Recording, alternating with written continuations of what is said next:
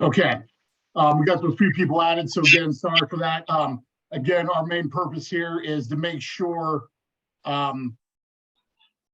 we're really focusing on those two-man mechanics and really the benefits of that. Consistency obviously is going to be a major benefit from that.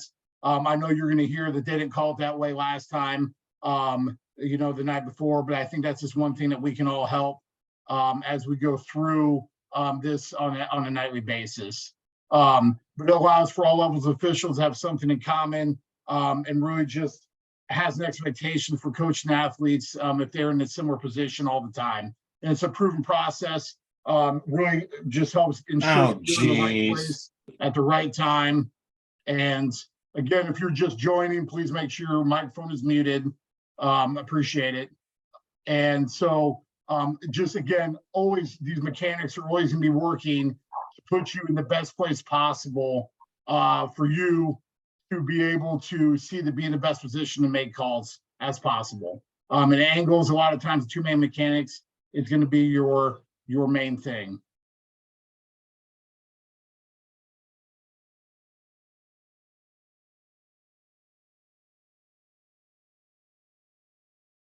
Just a couple here, real basic.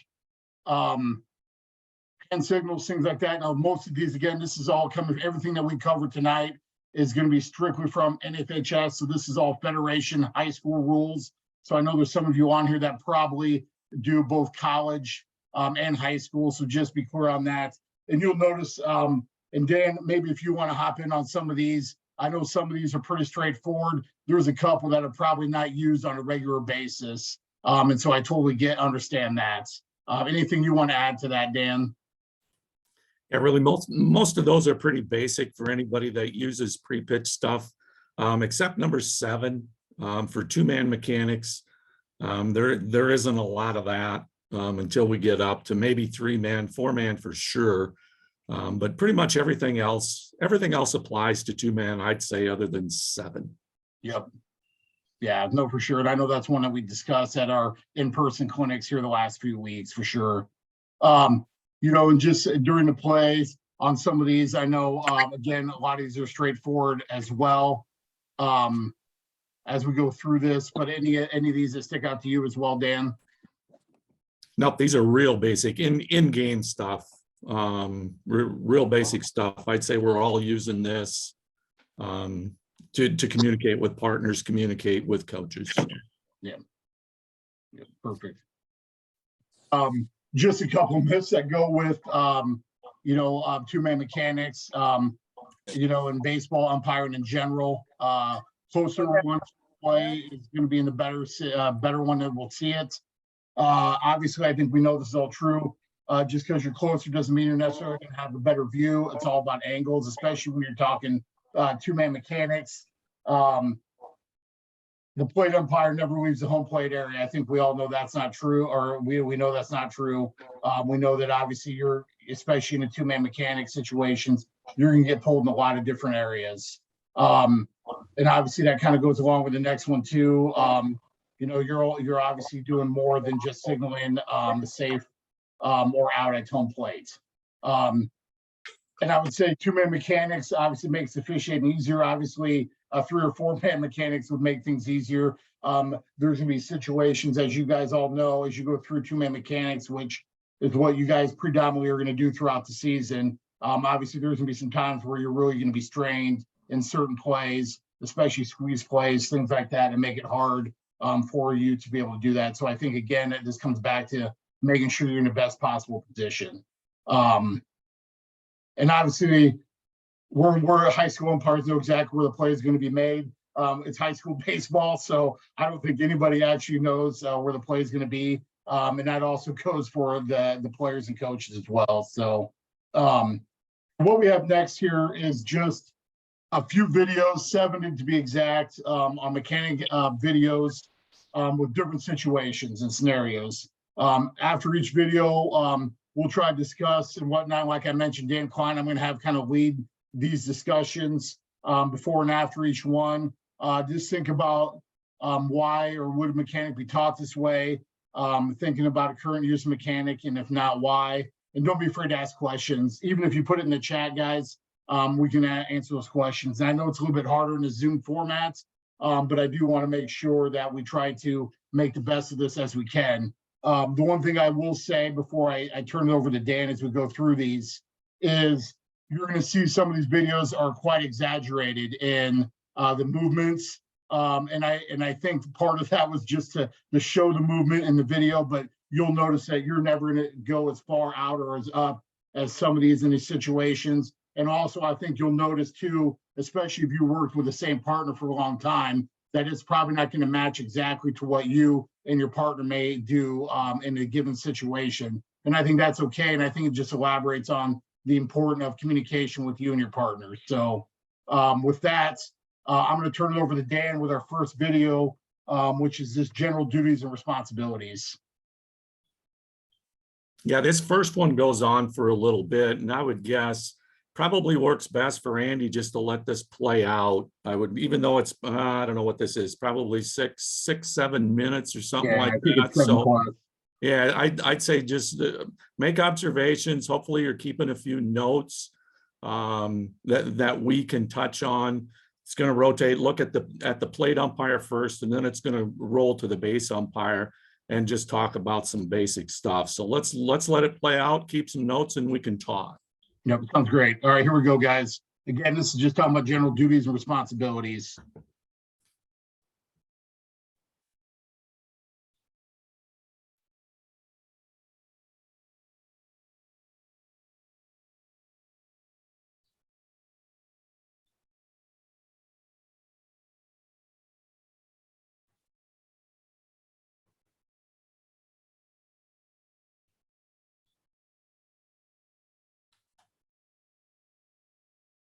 Not sure we have sound there, Andy. At least I don't. What's that, Dan? I'm not sure I have sound there. I'm not hearing anything. Oh, we do not have sound, guys. I did not hear anything, Bill. I didn't have video or audio. Yeah, no audio here either. Got it. Okay, it sounds like we don't. Hold on, guys. Got it.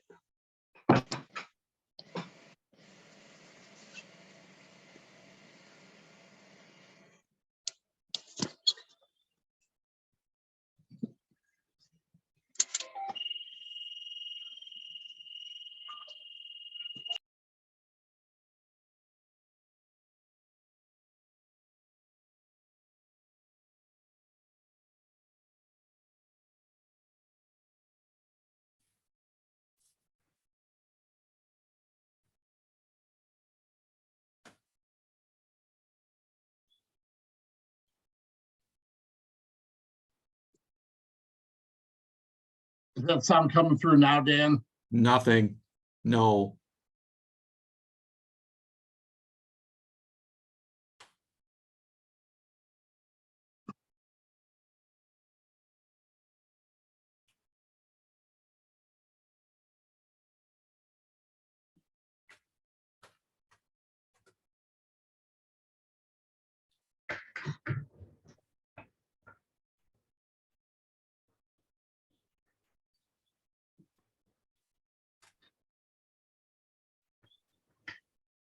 Am I supposed to tap on something to turn it on?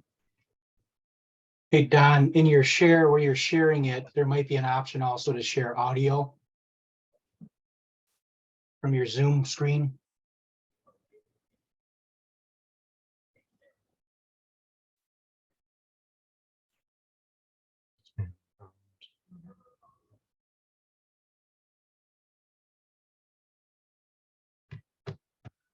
That's the guy that I talked to on the phone.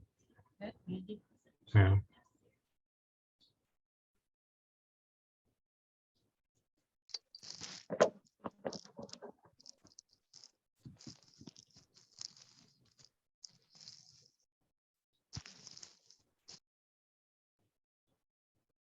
Ways which are your responsibility and to help your partner.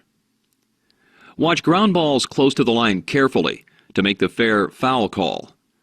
With a runner at third, be careful not to go with the ball. Watch the play from the baseline extended so you can see the runner touch the plate. On fly balls to the infield, U1 should call catch, no catch on foul flies up to both bags and fair flies to the left of second base or taken by the pitcher or catcher. On fly balls to the outfield, with U2 in position A, the plate umpire must call catch, no catch on any fly ball that U2 does not go out on. U1 has responsibility on all fly balls hit to left field and balls hit to center field that move the center fielder to his right or towards left field. If U2 is in the infield, call catch, no catch on all fly balls to left or right on which the outfielder moves toward his respective foul line. U1 should be prepared to move to third base if a play happens there on a batted ball, or to first base to help your partner on a throw behind the runner or in a rundown if possible. With a throw from near home plate, U1 should observe the batter-runner's position in relation to the 3-foot running lane. If the batter-runner is not in the lane and interferes with the throw, call interference and the batter-runner out. On a pop foul to the catcher, the plate umpire should move with the catcher while observing him and not the ball. If the catch is near the screen, position yourself so that you will know if the ball touched the screen. Anytime there is a runner at second base and a clean base hit occurs, U1 should stay home. Be prepared to assist on a pulled foot or swipe tag at first base if requested by U2. When in position A, the base umpire should take 1 or 2 steps toward home plate with the pitch. With no runners, you will always be in position A. With a single runner at first or with runners at first and third, you will always be in position B. With runners at second base or second and third, you will be in position C. This position stays the same. It is not dependent on the number of outs. In position A, the base umpire shall call fair foul on balls hit down the first base line from the front edge of the bag to the foul pole, especially on balls bounding over the bag. Be alert to help U1 on a slow roller or bunt down the line where he may be blocked out by the catcher or the batter-runner. U2 should make catch, no catch calls on fly balls in the following situations. A. Fly balls in the infield, which are taken by the first or second baseman. B. If in position A, U2 should go out to make a call on any difficult catch by the right fielder or the center fielder moving in any direction other than towards left field. U2 should expect to go out on any fly ball to right or center that might involve a fair foul decision, caught below the waist, which might be a trap, a possible home run, or where 2 fielders converge. On routine flies, U2 should come in and take a pivot. U1 will make the catch, no catch ruling. If in position B or C, U2 shall be responsible for fly balls to the outfield unless the catch is attempted by either fielder moving to the respective foul line. In this instance, U1 has the fair foul call and the catch, no catch. Do not cross the base paths to go make a call. U2 shall line up the tag-up of a single runner unless at third base, and on following runners in a multiple runner situation. The base umpire should be alert to either move to cover home plate if U1 is at third base and there are no following runners, or to take a following runner into third if U1 has a play at the plate, as in a bases loaded situation. Rotate home only if you have gone to the outfield to rule on a catch, no catch, fair foul, and the batter-runner attempts to score on the play.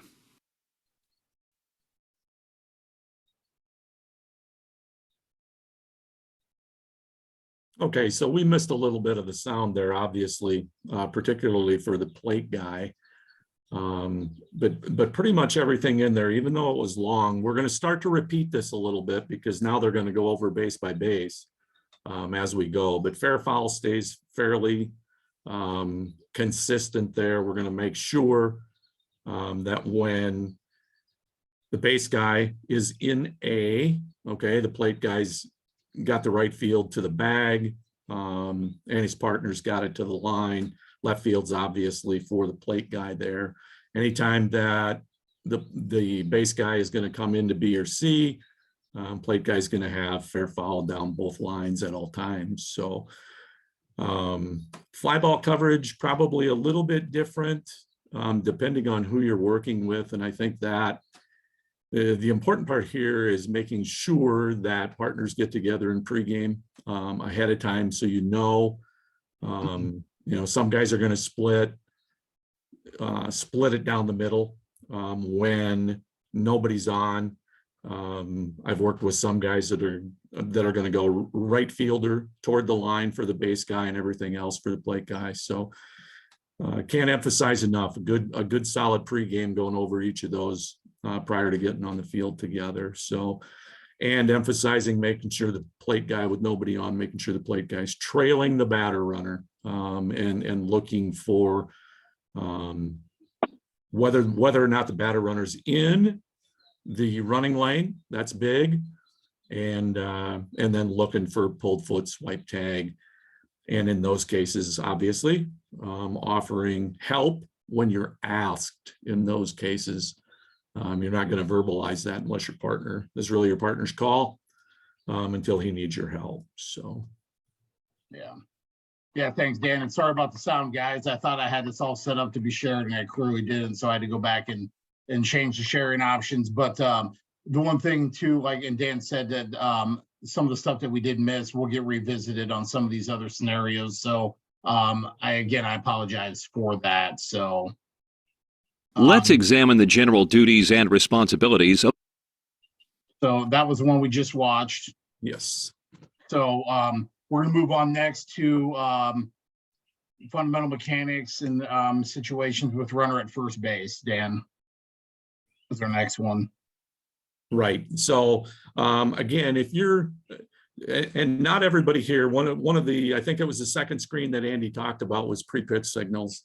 Not everybody uses those. Some guys do. I'm a big pre-pitch guy. I like it because it helps me slow down, particularly as a plate umpire. It helps me slow down a little bit, recognize where everybody's at, and then get a good mental picture of, based on where the ball's hit, what we're actually going to do. So with a runner on first base, plate or base guy's going to come into B, and so we've got a rotation going on. Ball hit through the infield, plate guy's going to roll up to third, going to help there.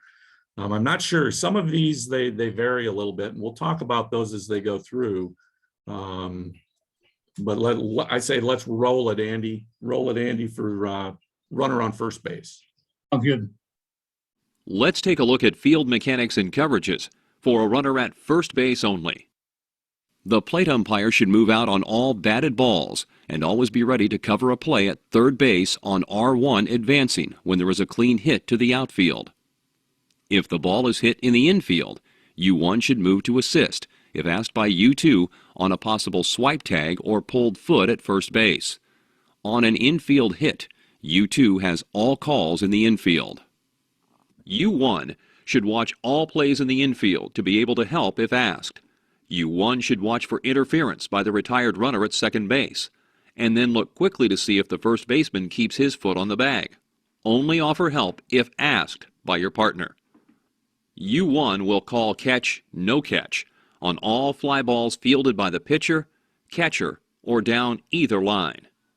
U1 should call all foul fly balls and any fly balls to the outfield in which the left or right fielder moves towards his respective foul line. The plate umpire will also call fair foul on all balls down both lines to the foul poles. U1 must follow bunted balls down the lines as well. The field umpire needs to be alert for pickoff attempts at first, either by the pitcher or catcher. To improve his angle, U2 should take a quick step or two toward the plate before turning on a pickoff. On an attempted steal of second, you two should step back and let the throw turn you into the play. Do not turn your head until the throw passes you. On base hits, you two should be sure to watch the runner from first base touch second, and the batter runner touch first, and any succeeding bases. The field umpire should rule on all plays in the infield on an infield hit. If a double play occurs, see the force at second, and then turn to where you can see the play at first. On a base hit to the outfield, U1 will watch R1 for a possible play at third base. The field umpire should call catch no catch on fly balls fielded in the middle of the infield and fly balls to the outfield in between the left and right fielders. You two will need to be alert to helping your partner with checked swings, despite the poor angle you will have.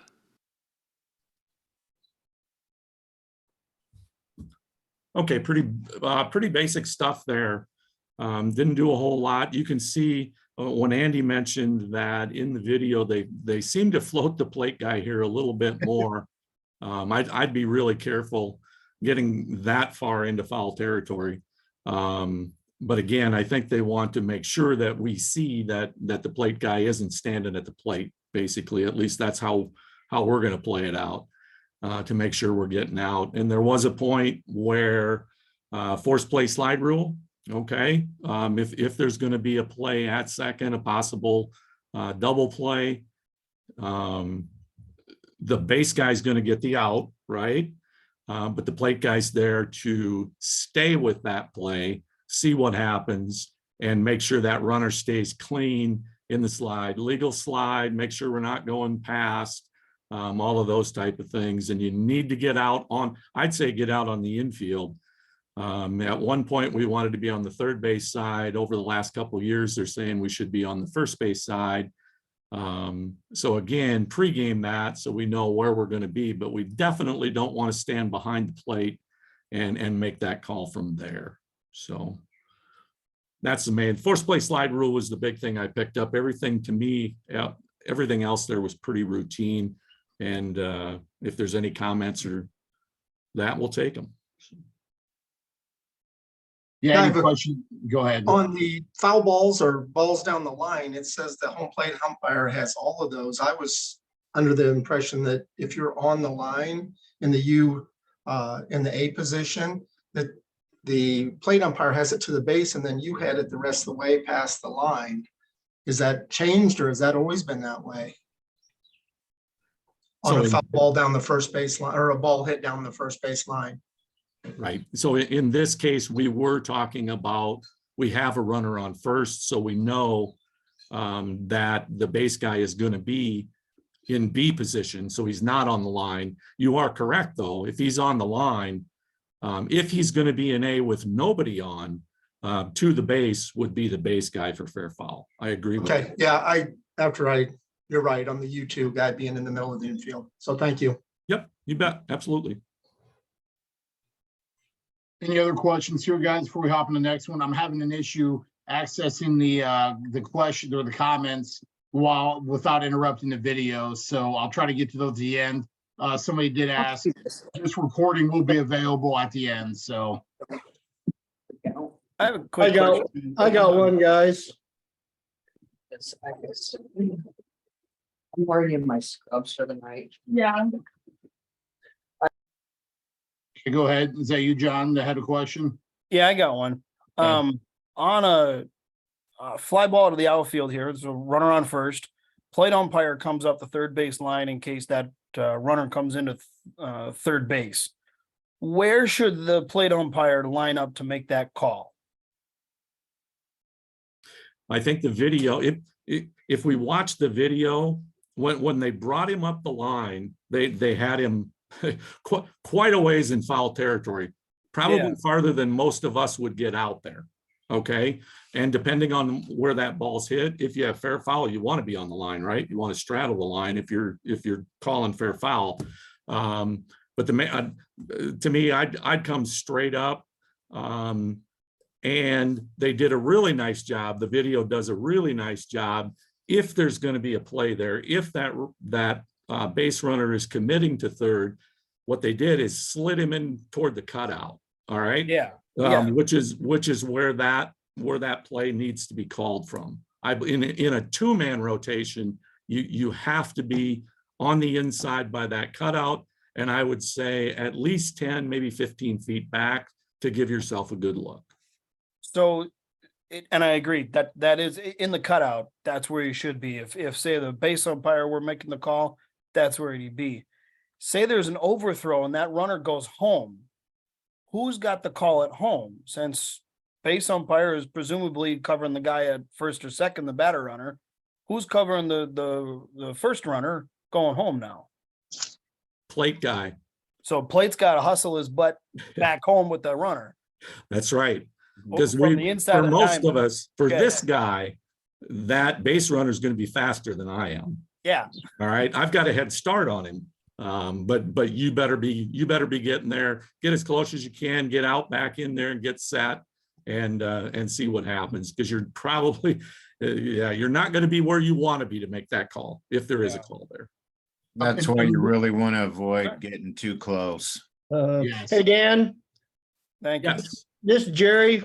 And the gentleman just talked about the third base umpire going down and getting that guy at third when the other runner is going to second. I see that when the umpire home plate going down there to third and you're U2 seeing that guy going to second, and I'm thinking that you kind of maybe play ahead and see that they're going to maybe throw that ball at home. I think U2 should drift back towards home because they're not going to make a play on the runner going to second. So U2 would have a better position to make that call at home with that runner leaving third. Jerry, I understand your process there, but I don't think there's not going to be a book in two-man mechanics that's going to promote that. Yeah. That's going to be the plate guy, and that's really what we're here talking about tonight. Being consistent, being by the book. The book's going to tell the base guy to stay at second, and at this point, again, good point. But I think our point has to be keep the base guy at second base, and you got to give it up to the plate guy. Again, tough situation in two-man mechanics, but you can't avoid that. So. All right, I'm good with that. Yeah, no, good question, Jared. And you know, that first video was just a runner on first. We got videos coming that have runner on second, runner on third, and then situations with runners on first and second, first and third, second and third. So we'll cover more of these situations as we get into that. So All right, thanks. all right, so our next one is runner at second. Dan, you want to throw anything out there before we hop onto that one? I didn't make any specific notes on this one. I will say this. This is a runner location situation that you definitely want to pregame. There's more than one way to cover this. But I believe the preferred, if I'm the plate guy and I'm doing pre-pitch on this, I'm going to tell my base guy, I'm staying home. Okay. Anything that happens out there is going to be the responsibility of the base guy at this point. Let's see how they play this out. If I recall, they're going to want the plate guy to do something here, and we'll talk about that at the end. But pre-pitch, I'm going to say as a plate guy, I'm staying home. Yep. Let's review the mechanics and coverages for a runner at second base only. The plate umpire will rule fair, foul on ground balls from home plate to the foul pole down both lines and follow bunted balls down the line. U1 must be alert for play situations at home plate and for the runner touching third base. On a base hit, U1 should move to be lined up with R1's touch at third and should be prepared to cover the play of R1 advancing to home. If R1 returns to third base, then U2 will cover that play. On a ball hit in the infield where R1 is trapped between second and third, U1 should watch the batter runner touch first and then move to third to help your U2 if the rundown continues. U1 will call catch, no catch on all fly balls fielded by the pitcher, catcher, or down either line. U1 should call all foul fly balls and any fly balls to the outfield in which the left or right fielder moves toward his respective foul line. The plate umpire will call safe out on R1 advancing to home. U2 has R1 advancing to third after a caught fly ball. U1 should move to assist U2 if asked on a swipe tag or pulled foot at first base. The field umpire will need to watch for possible pickoff attempts at second by either the pitcher or catcher. U2 should be alert for an attempted steal of third base. U2 should take a quick step toward the plate before turning to the base to improve the angle on the steal play. On ground balls in the infield, U2 should watch the ball as it is fielded and let the throw take you to the play. Remember that the play is not always to first base, so don't anticipate that it will be. If the play is to first, then move towards the bag, set, make the call, and then take a step or two toward the bag after making the call. The field umpire will call catch, no catch on fly balls fielded in the middle of the infield and on fly balls to the outfield in between the left and right fielders. U2 should move to line up with the tag of R1 advancing to third after the catch of a fly ball. The field umpire also is responsible for any play at third if R1 attempts to advance. If U1 has gone down the right field line to rule catch, no catch, or fair foul, U2 will take the runner into third. On base hits, the field umpire will need to watch the batter-runner touch first and second base. And on any infield hit, the field umpire will have the play at first base and at third if R1 attempts to advance. Okay, that's exactly the situation that I recalled there. They get the plate guy involved in a lot of stuff there. That in my opinion, you don't need to be involved in. And again, make sure you pregame that. That's a big time pregame discussion, particularly with a solo runner on second. Make sure you talk about that with your partner. Know what you're going to do in that case. A couple things that I noted as we went through there, they talked about touches, who's responsible for touches at bases. And I would encourage, make sure we're seeing touches. Okay. That to me, that's critical.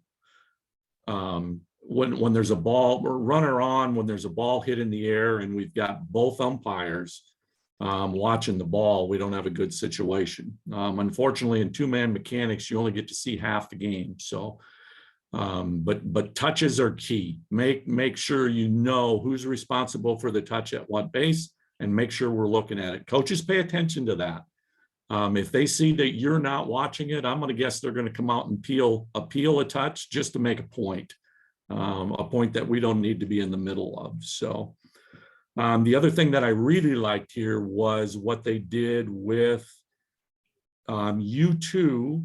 If there was a steal from second to third, they specifically made a point, make sure we're moving up, and I'm going to say toward the mound before we move toward third base.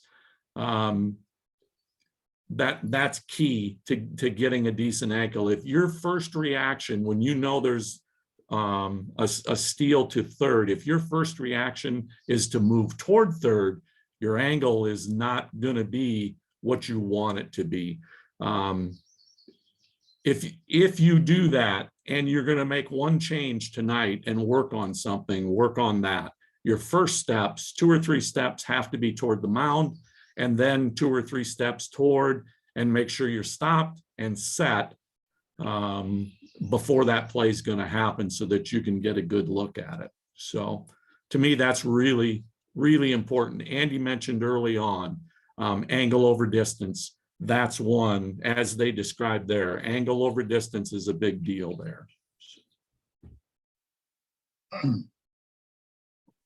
Okay. Thanks, Dan. Yeah, and like I said, you see they really exaggerate some movements on that video as well, with the runner on second. So if not any questions on that one, our next one goes through mechanics of a runner at third base. Anything you want to add on this, Dan, before we play the video? Again, I don't know that there's anything here that really stands out to me. Like the plate guy rolling up for the second thing, I remembered that. This one I think is pretty straight up. We'll keep some notes and we'll talk about those. All right, so this would be a runner on third, guys. Let's take a look at the mechanics and coverages for a runner at third base only. U1's movement will be limited because of potential plays at home. U1 will need to make all calls on the runner advancing to home plate. U1 should be alert for a possible squeeze or attempted steal at home. Make sure the pitcher's delivery is legal and call the pitch first, then the play. U1 will call fair foul on all balls down both lines to the foul poles. U1 will call catch no catch on all fly balls fielded by the pitcher, catcher, or down either line. U1 should call all foul fly balls and any fly balls to the outfield, in which the left or right fielder moves towards his respective foul line. On fly balls on which there is a potential advance of R1 to home, U1 should move to line up with the tag. On base hits, be sure to watch R1 touch home plate. U2 will have all calls in the infield. The field umpire should stay alert for possible pickoff attempts by either the pitcher or catcher and make sure the pickoff move is legal. On ground balls in the infield, U2 needs to watch the ball as it is fielded and let the throw turn you into the play. Remember, the first play is not automatically to first, so don't anticipate. The field umpire will call catch no catch on fly balls fielded in the middle of the infield and on fly balls to the outfield in between the left and right fielders. Stay in and do not cross the base paths to go out to make a call. On base hits, the field umpire will need to watch the batter-runner touch first and all subsequent bases. U2 also has any call on the batter-runner in the infield. Okay, a couple things that I noted. They talked about fly ball coverage.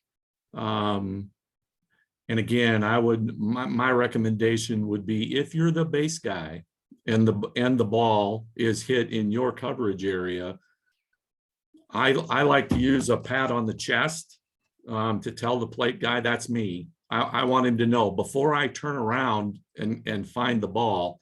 I want him to know that I've got the ball and that catch is going to be mine. Make sure we're doing that to help partners out and know who's got what, so that you can give up the rest and then pay attention to the other details there. So the other thing I noted as that was going through, again in the video, they said U1 is responsible for all plays at the plate when the guy on third tries to score, which is true. What they did though is kind of rolled him up probably about 10 feet up the line in foul territory, and he's making that call, at least in the video, he's making that call from peeking over the catcher's shoulder. We want to make sure we've been schooled, okay, over the last several years, that we want to be making that call from third base extended, right? Our movement is going to be back if there's going to be a play there. So we're looking straight down the third base line, and everything at that point is in front of us. We can see the ball, we can see the fielder, we can see the catcher, we can see the base runner, and then we adjust as the ball comes to us. But I think it's critical that we all agree that we want to take that third base extended. Yeah, thanks, Dan. Questions or comments there?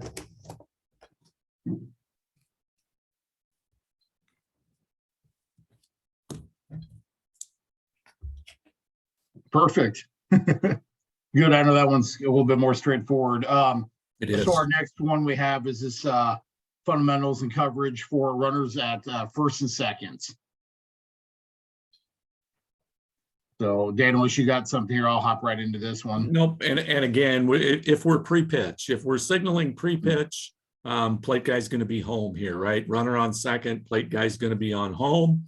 And the only situation that's going to change that, okay, we'll give a double tag situation, runner on first and second, less than 2 outs, ball that's hit in the air, let's say to right center field. Plate guy's going to communicate. And again, depending on the position of the ball, that's where we want to know who's got the fly ball catch. But the plate guy's going to come up, plate guy's going to have the tag and take a play. Could have that depending on where the base umpire can get to. But if both runners are going to move up, we want the plate guy rolling to third to take that call. And we want the base guy to stay with that runner at second. And there has to be a verbal communication. When the plate guy comes up, you got to let your partner know that you're behind him and that he doesn't have to worry about anything at third on a double tag. So. Perfect. All right, so here we go. So this would be a runner on first and second. Let's take a look at the mechanics and coverages for runners at first and second bases. The plate umpire needs to be aware of the infield fly situation with less than 2 outs and then signal the field umpire. U1 will call catch, no catch on all fly balls fielded by the pitcher, catcher, or down either line. U1 should call all foul fly balls and any fly balls to the outfield in which the left or right fielder move towards his respective foul line. The field umpire should also observe the tag on R1 at second base on any fly ball hit to the outfield. On ground balls in the infield, U1 will move to watch the slide of a retired runner on a double play attempt and watch the touch of third base by advancing R1. U1 must make a call at third if the first play in the infield is at first or second. Any succeeding play at third will also be covered by U1. The plate umpire will make the call on R1 advancing after a caught fly ball, unless ruling on a ball down the right field line. On base hits, the plate umpire will watch R1 touch third base and be ready to retreat to make a call on R1 advancing to the plate. Be prepared if asked by U2 to rule on a swipe tag or pulled foot on a play at first base. The field umpire needs to be aware of the infield fly situation with less than 2 outs and then signal your partner. U2 will call catch, no catch on fly balls fielded to the middle of the infield and on fly balls to the outfield between the left and right fielders. U1 must be alert for line drives which may become double plays. The field umpire is responsible for all plays in the infield. On double plays, after seeing the force out at second, U2 should turn and get into position for the back end of the play at first base. Don't anticipate what the play might be. On fly balls to the outfield, U2 should observe the tags of R1 and R2. The field umpire must cover any play in the infield. Okay, a little bit more going on there with 2 runners. Lots of possibilities, and you can see that they did want to roll. They did want to roll the plate guy up there. Again, on the crews that I work with, we're other than a double tag, plate guy's going to stay at the plate on that. And you know, if there's a play if there's going to be a play at first and a runner advancing to third, that type of thing, that base umpire's got all of that on the crews that I work with. So, and again, pre-game that. So that we know what we're doing and what we're getting into. But infield flies in play. There's a ton of stuff in play. That's pretty basic stuff, but a lot more going on when you get 2 runners out there and 2-man mechanics. Yeah, and I come back to that communication, your pregame stuff with your partner. So good. Thanks, Dan. All right, so our next one would be runners at first and third. So a lot going on here still, Dan. Anything you want to add to this before we play it? Yeah, again, I always think pre-pitch. Pre-pitch, we're gonna communicate this as the plate guy could. On a ball hit through the infield, plate guy's gonna roll up and help at third. This is gonna be, we're gonna treat it kind of like if there was just a runner on first. Same type of rotation going on. First responsibility for the plate guy, though, is to hang around and make sure you see the touch at the plate. And then make sure you pick up that lead guy, that first base runner, to see if he's going to commit to third. And if he is, get hustling. And like John mentioned earlier, get as close to that cutout as you can, maybe 15 feet away if you can, and be ready to make that call and help your partner and verbally communicate when you're coming up. Perfect. Okay. All right. So here we go. Runner of first and third. Let's take a look at the mechanics and coverages for runners at third base and first base. The plate umpire will make all calls on R1 advancing home. Be alert for a possible steal of home or a double steal. A squeeze is less likely, but not impossible. The plate umpire will call fair foul on all balls down both lines to the foul poles. U1 will call catch no catch on all fly balls fielded by the pitcher, catcher, or down either line. U1 should call all foul fly balls and any fly balls to the outfield in which the left or right fielder moves towards his respective foul line. On any play situation, U1 should move to watch R1 touch home plate, then cover other plays. On ground balls in the infield, U1's second responsibility is to watch the play at second for interference with an attempted double play. If the first play on the ground ball is on R1 at home, U1 must remember the play is not a force. On fly balls to the outfield, U1 will line up with the tag of R1 at third and then move back to the plate. On base hits, U1 should move towards third in foul ground, ready to cover third on a play or retreat to the plate if R2 attempts to score on a hit.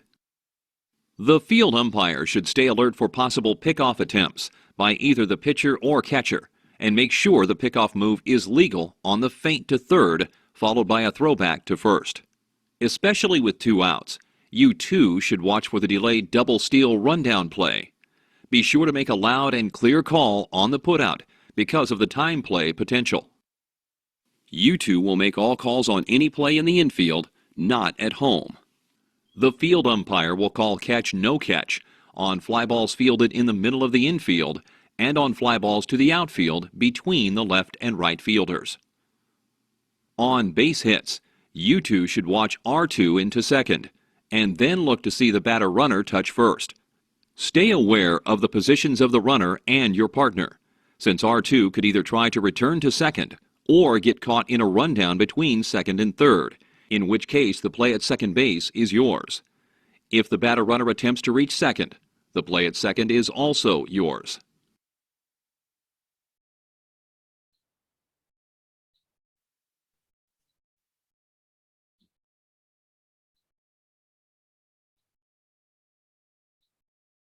Did that finish? Did that finish, Andy? It did, yes. It did. Okay, just left it up. Okay. So a couple of things. I see the questions popping up at the bottom of the screen, and I'll get to that as well. I'll give you my opinion on that. 2 things. When there's a play at the plate, and right, they stopped the video in a really good spot. They had U1 here. If there was going to be a play at the plate, and they had him in that spot, I think we all know we don't want to make a call at the plate there. That should be pretty basic. If there's going to be a play at the plate, we want to be down in the dirt and getting that. The other thing that I noted here was position for taking a tag for the runner at third. And I probably should have mentioned this earlier. We want to make sure plate guy's responsible for that tag, right? And we want to make sure that we are not watching that tag from third base extended. Okay, you in that case, when you're responsible for the tag, you want to get out toward the fence, get out there 10, 15 feet, something like that. Again, unless the ball's hit on the line, that you need to be on the line because fair foul is yours too. But on a fly ball, let's say a fly ball to center field, you definitely want to get out toward the fence, toward the on deck circle, so that you can see the foot. The key is you don't want to see his shoulder start to move. You want to see when his foot leaves the bag, and you can't see that third base extended, not nearly as well. So I think that's important. In two-man mechanics, that's pretty fundamental stuff for me. So, and the questions that were popping up at the bottom of the screen, runners on first and third, where do you want to be as a field umpire in B or C? By the book, they're probably going to tuck you into B for that. Because you're right, video had him in C. I agree with you. Most guys are going to say, if there's a steal, if the guy from first is going to steal, I want to take that play at second base from the position that I'm normally going to take that. Okay, and we're going to take that in B. So I guess it's a comfort thing. If you're in C and he steals second, you're going to get a look that you normally don't get at second base. So I'd be cautious there, be careful of that. The only thing that's going to keep me on the C side of the infield, it's going to depend on that runner at third base. Okay, if he's their fastest, their best, their teaser, if he's going to play with the catcher and make the catcher throw to third to get him, I get the pitcher's going to pick to first, but if that third base runner is going to tease the catcher and want to mouse around with him, I like to pay attention to that, because if you get in B and he's going to throw to third, you're going to be looking a long way to get that. So maybe a little bit of possession by the book. Okay, by the book, by the video, they're going to say stay in C.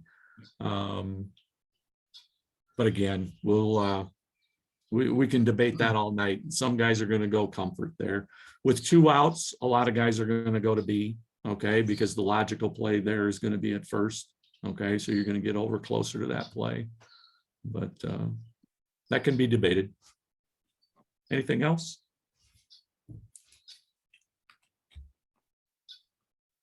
Perfect. No, thanks, Dan. Yeah, and this comes back to partners and that pregame talks and conversations and where your comfort is, guys. So good. Thanks, Dan, on that. All right, so our last video is going to cover runners at second and third base. Anything on this, Dan, for pre? Pre-pitch, second and third, plate guy's going to be home. He has no reason to be anyplace else on that. So perfect. All right, here we go. Let's take a look at the mechanics and coverages for runners at second base and third base. The field umpire's movement will be limited because of potential plays at home. U1 will need to make all calls on the runner advancing to home plate. U1 should be alert for a possible squeeze or attempted steal at home. Make sure the pitcher's delivery is legal and call the pitch first, then the play. The plate umpire will call fair foul on all balls down both lines to the foul poles. U1 will call catch no catch on all fly balls fielded by the pitcher, catcher, or down either line. U1 should call all foul fly balls and any fly balls to the outfield in which the left or right fielder moves towards his respective foul line. U1 should move to line up the tag of R1 at third on any fly ball to the outfield. U1 will also make calls at home plate from the third base line extended. With 2 outs, the base umpire should be alert for a time play situation involving R2 and the batter runner. Signal your partner, watch the play on R2, and listen for your partner's call to determine if R1 scores before the third out. On a ground ball in the infield, with the first play being made at first, U1 should move up the third base line in foul ground. Then U1 should watch R1 touch home and get into position to make a call on R2 at third. On a base hit, U1 should watch R1 touch home plate and watch the touch at third by R2. The field umpire should stay alert for possible pickoff attempts by either the pitcher or catcher and make sure the pickoff move is legal. U2 will call catch no catch on fly balls fielded in the middle of the infield and on fly balls to the outfield between the left and right fielders. On fly balls to the outfield, U2 should move to line up with the tag of R2 at second. On base hits, U2 should watch the batter-runner touch first base and be prepared to either take him into second or returning to first. Pretty basic on most of that. Again, as I mentioned before it started, the only thing they did with an out at first and the runner at second advancing, they rolled the plate guy up there. I don't agree with that. I don't work with anybody that's going to run a rotation like that. That's the base guy. The base guy's going to have everything out there, and that's how we're going to roll it. So, Agreed. Yes, for sure. Any questions on that, guys? Perfect. Okay. So we just got a few items here that we'll go over. I'll go over a couple of rule changes, and then we're going to wrap up with some talk with the DH on the lineup cards. So really, I think the big thing, guys, is just thinking about consistency, night in, night out.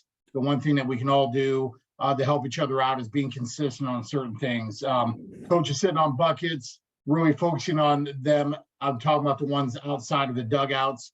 Let's get them in. I think it's a non-issue at a lot of places, but it is issue at some, and it probably happens more at the bigger schools that maybe have larger dugouts or rosters, I should say. So just be consistent on that.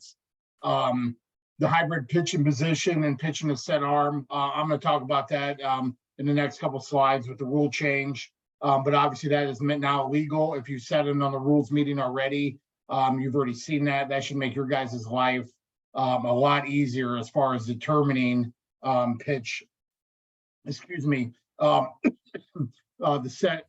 being set and what is a legal pitch. The big thing in the pitching arm being set is it's hanging freely. It's not swinging around. It's not pulled up tight. Those type of things. So be consistent on that. The minute between innings, this is just something to help all of us.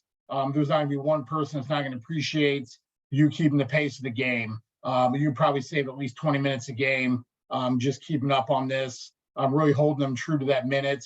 It really only takes one time of that pitcher or that catcher being told to send it after one or two throws for them to hustle out there. So being consistent on that and box. Hopefully the hybrid thing makes it easier for you guys on that as well. Dugout behavior, players congratulate teammates during live ball play. Obviously should not be out during live ball play. Just being consistent on holding those expectations, as well as pitcher uniform restrictions. I pick count responsibility on here, but that's not necessarily a role for you guys, umpires. Each team is going to have their own person keeping track of that. Teams usually check between innings. Any discrepancy always goes to the home book, which is deemed the official book at those games. Anything you want to add on any of that, Dan? No, I like, again, if you're not timing a minute between innings, I'd encourage you to get a stopwatch and do it. Go to the line, base guy, go to the line at 45. That tells your plate guy, he needs to tell the catcher to throw it down. And that's how you save time. Don't let them just wander around out there. And, a lot of guys say, well, I'm pretty good at counting, but the base guy's got a clock. He's going to roll that pretty good. Dugout, the one thing I will talk about is dugout behavior. I'm all for teams supporting. The noise in the dugout's not a big deal. any comments that start with he or they, he or they. If I hear that out of the dugout, that's going to get my ears, and there's going to be a discussion. That's directed at the opponent. That's not sportsmanlike behavior. And I probably won't go to the players first. I'm probably going to talk to the coach first and let him deal with the players. But if it keeps up, we're gonna deal with that. None of us should be putting up with those type of comments out of the dugout. Yeah, foul language too. So yeah, 100% agree, Dan. Great point on that. And I feel like most times when we dress, it gets taken care of. So really, this is just kind of talking about determining the pitching position. Really, what's highlighted there in gray is the verbiage that was added to the rule book on this Article 1. And so I'm not going to read it verbatim here, but basically is just talking about the set position when the pivot foot is in contact or directly in front of and parallel with the pitcher's plate. And so I'll show some illustration on the next slide. Again, if you've already done the rules meeting, pretty clear on that, but it's in contact with or parallel to. As you see in this picture A, is depicting that there. So pretty straightforward on that. I don't feel like that's too crazy. And again, I think it only makes it easier on you guys. Just making sure that they understand is that pivot foot in contact or directly in front of or parallel to that pitcher plate. That's the verbiage that's changed. And you can see it really clearly on this. So it can be on or it just simply can be in front of. Anything I'm missing on that, Dan? No, I think the part that makes it simple, we were always worried about the non-pivot foot before. That's Yep. what we always had to watch for in the hybrid. Where was that back heel? The thing that makes it simpler for us is now we're really only watching one foot. We're watching the pivot foot. That's going to tell us which one he's in. So Yeah. that's why it's simpler, I believe, from an umpire standpoint. Yeah, agreed. And that was just some of the rationale there, guys, for the rule change. And this was a nationwide rule change, and it's an NFHS rule book now. So if you didn't get a new one this year, I know everybody's on a rotation, but this is all in there as well. And again, if you did a rules meeting, it should be probably a review on that. Just to make sure we understand that. Otherwise, any questions, let me know. I know this is the first year for it, but again, I think it just makes it easier for you guys. The other rule change that was addressed is a lodge ball definition. This was added. There was not a definition for a lodge ball. And so basically just it remains in the playing field, but has become wedged up, lost, and reachable, or detained by a lodge ball. Now, if you look back at this picture here, it depicts a ball being stuck in a player's glove is not deemed as a lodge ball, so it is still a live ball. So if it is stuck in somebody's glove, they can simply throw the glove to the base, to the first baseman or whoever, and that ball is still live. So just make sure we understand that difference. It's got a reminder or the exception down there that I just talked about. If it's stuck in the webbing of the fielder's glove, it remains in play. The glove ball combination is treated as a live ball. So that's the exception of the lodge ball. Otherwise, pretty standard and direct. And there's a rationale on that. Just want to differentiate when it was stuck on the field or apparatus and when it's stuck in the glove. I'm clear it must have happened enough times to where they wanted to address this in the rule book. So, next one is designated hitter, and Dan, I'll kind of turn this one over to you a little bit just on how it's defined and how that impacts lineup cards. Okay. Yep. Absolutely. So they pretty much what they're going to do here is compare the two different options if you're going to use a designated hitter. This example would be what I would call the traditional DH. So 10 players on the field, understanding as they listed here that what do we got? Number 44, Daniels, the DH. He's still linked to number 6, Jackson, who's playing first base there. And most coaches that are going to hand us lineup cards are going to keep those two players together. Very rarely do I get a card that actually shows 10 spots. I prefer it. Okay, it's a lot because you can substitute, right? You can substitute for both players. When you get them both tucked up there in the same spot, it's hard to get substitutions written in there when they start doing that. So that's really the preferred method for me, but we don't see that very often. So, Yeah. and all 10, right? All 10, when you use the traditional DH, everybody has a reentry, all 10. And again, those guys are linked. So if the DH is ever going to come into the game, we got to make sure that the guy he's linked to is not on the field at that point. Don't let him mess with that. Be proactive on that type of stuff. So, Yep. and what did we do here?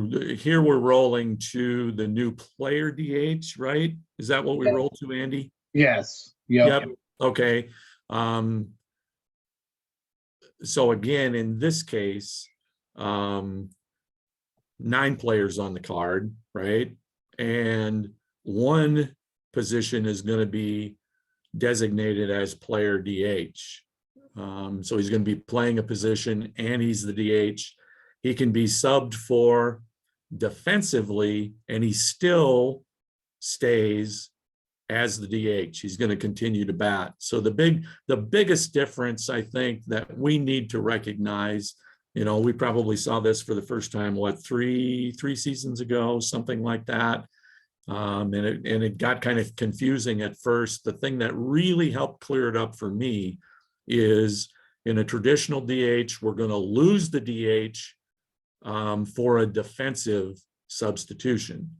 On the player DH, we're going to lose the DH if they substitute for him offensively. Offensive substitutions are going to eliminate the DH there. So, and we have to remember that courtesy runners, if he's a pitcher or a catcher, all right, they don't always have to be that way, but if he is the player DH and he's pitching, he doesn't get a courtesy runner. He's got to run for himself. Same thing if he's the catcher. He's got to run for himself. Don't forget that. But I've done it, and that helped me remember it after that. So I got reminded on the field. So Yeah. that usually makes things stick a little bit longer. But for sure. Thanks, Dan. I appreciate that kind of walkthrough on that. And guys, we went through a couple examples that got brought up in here. Those are straight just from the case book. So if you have one of those are right inside there as well. That's all these are. Was just a couple examples of what we just talked about. So pretty straightforward on that as well. Nothing crazy. The one thing is really the last thing that I really for you guys is getting the credit for attendance today. So before I go through all this, is there any other questions on anything we talked about, anything Dan touched base on? Again, Dan Klein from Cedar Falls, thank you again for hopping in and kind of helping me tag team this presentation today. But any questions, guys, that came up as we went through any of this? Dan, I got one for you about the lodge ball. I know very seldom that ever happens where a lodge ball will get caught in a glove. Say the infielder gets the ball or it's in his glove webbing and he throws his glove to the first baseman, which maybe 99.1 and it will never happen. But when he throws that glove with the ball caught into the first baseman, are you just going to call that runner out? If the glove, in that case, if the glove, which has the ball, beats the runner, absolutely, he's out. And the key, as Andy pointed out earlier, that ball stays live. Okay, it's not really treated. Most lodge balls, if it goes under a fence, gets stuck in a fence, we're going to kill it, right? Right. In this case, we don't kill it. That ball stays live. So, but definitely, if the glove gets there first, that base runner is going to be, or that batter runner is going to be out. I'm good with that. Yep. Yep, and that's how it's treated, and that's why I explained that exception of being when the ball is caught in the webbing of a glove and that the ball is still live. Now, granted, so let's say the ball gets caught in the catcher's gear, the chest plate or something like that, then that would still kind of fall under that same thing of a lodge ball, and the ball would be dead. But when it's stuck in a glove, that specifically is deemed as still a live ball. When he catches that ball at first base, or that glove at first base, can he catch the glove barehanded with the ball in it, or does it have to be in the glove? Is there any specifications there? There is not any specification on that. He catches it barehanded, just like if he barehanded caught the ball, it would, as long as he's got the glove in hand prior to the runner being on the base. Okay, because I I'm don't know if this will visualizing like a actually- frisbee. Yeah, maybe pretty much. I don't know if this will ever actually happen this year, guys, but they did clarify it in case it does. So somebody let me know if it happens to somebody. I want to know about it. That's what I was getting at. And I'd say Yeah. take an out when you can get an out. Yeah. Amen. Andy, Hey, that 1 minute between innings, is that all levels? Yeah. Very much so with the younger kids also. You'll be there all day. Yeah. And keep then, it- and then keep it the moving. catcher that decides that he's gonna run for himself, obviously, we're letting a little leniency there, getting ready after the inning's over, if he gets stuck out on base.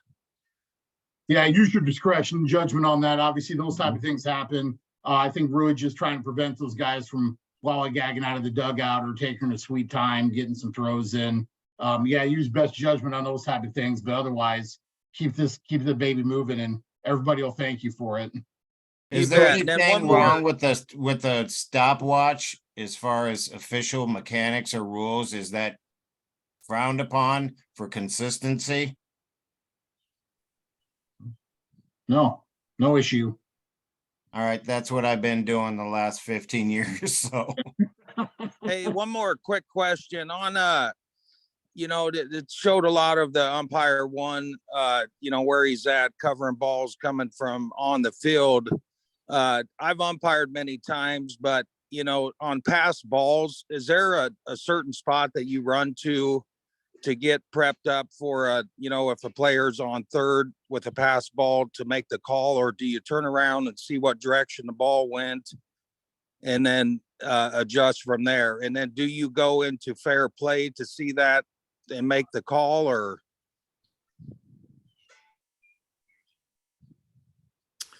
Well, a lot of questions there. And I would think my reaction would be, first, it's gonna depend on where that ball goes. Okay. Our first job is to make sure that we clear the catcher, to make sure we don't interfere with him, let him go get there. And clear the batter. Hopefully he gets out of there, because that's normally what I do. Just kind of get out of the catcher's way, kind of move the batter out of the range, and get there by the circle and see where the play develops. But I haven't done many high school games other than spring ball. It's been a lot of little league and stuff down at my little league, older kids as well. But I was just wondering if there's a certain spot. I didn't cover anything there on a pass ball. So.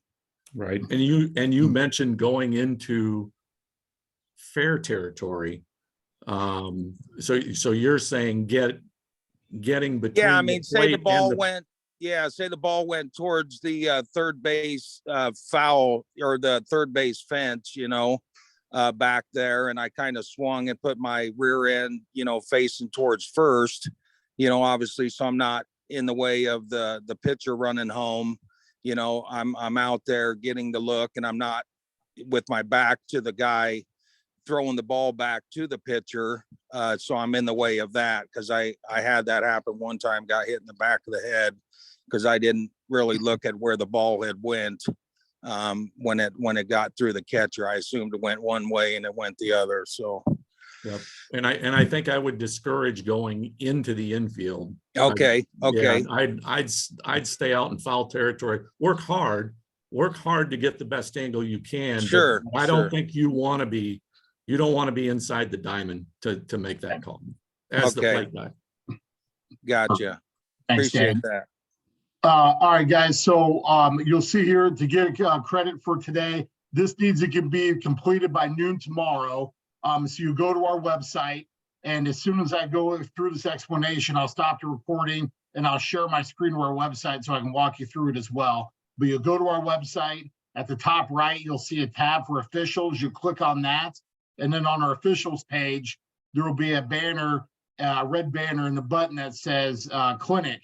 You'll click on that, and then it's going to request, it's password protected. So then you're going to enter this password, which is lowercase, all lowercase, IHSAA 2023 exclamation point, just how it's listed there on the screen.